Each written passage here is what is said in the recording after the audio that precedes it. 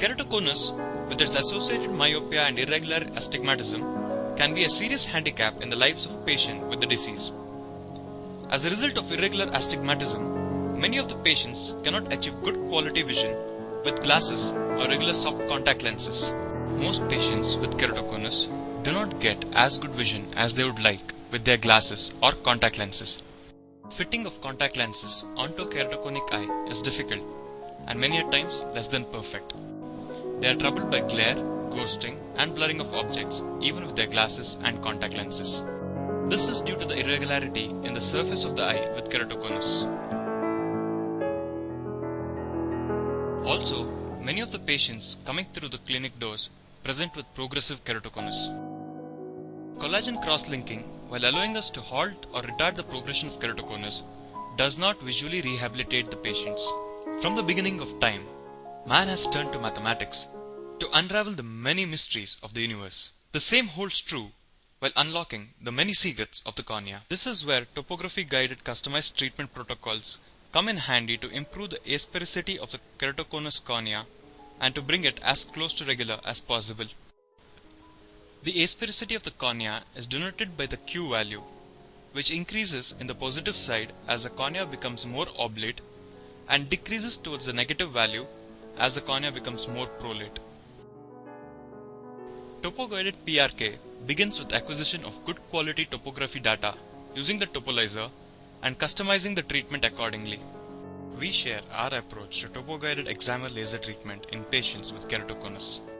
We use a decision tree to adjust the Q value in the treatment profile, which helps us to predict the most favorable postoperative corneal asphericity. The behavior of the Q value is dependent on the position of the cone in the cornea. The cone is said to be a central cone when the steepest point on the sagittal curvature map lies within the 3 mm of center of the cornea. If it lies outside the 3 mm zone, it is considered a decentered cone. In a central cone, there is a high negative Q value, which if coupled with treatment of the myopia, reduces with the treatment. Therefore, if the refraction is being treated, the original Q value needs to be retained. If the refraction is not treated, then we will need to reduce the Q value as there is no change in the Q value induced by the ablation. In a decentered cone, if the cone is within the 3 to 5 mm zone, there is a resultant lower myopia and therefore a less negative. If we are to treat the refractive error, then the Q need not be changed or only slightly reduced. If the refraction is not treated, the Q value can be set to 0 as the decentered cone after ablation tends to become more central, thereby inducing a more negative Q to the cornea after treatment.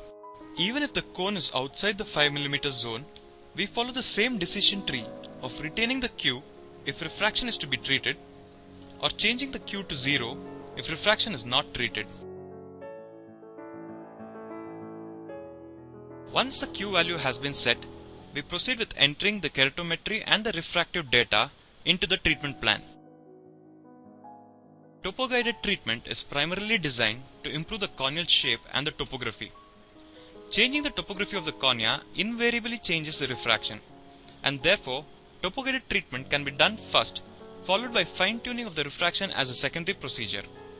Alternatively, it can be done in a single procedure by trying to predict what refractive effect the topography-guided treatment is going to have, and then use this information to mend the refraction used in the treatment.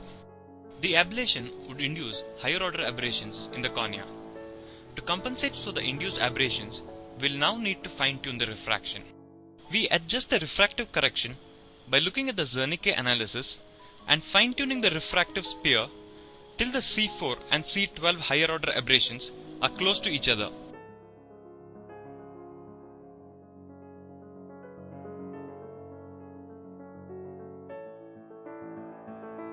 The C12 represents the spherical aberration induced by the treatment, and the C4 represents the defocus, which must be matched to compensate for the induced spherical aberration.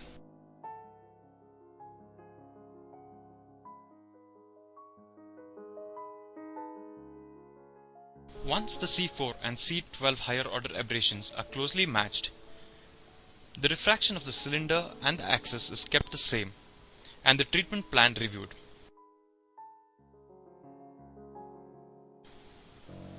Once the treatment plan is finalized, the data is exported through a dedicated server to the examiner laser machine. Topo-guided PRK is performed using the treatment plan according to the standard protocol, followed immediately by collagen cross-linking.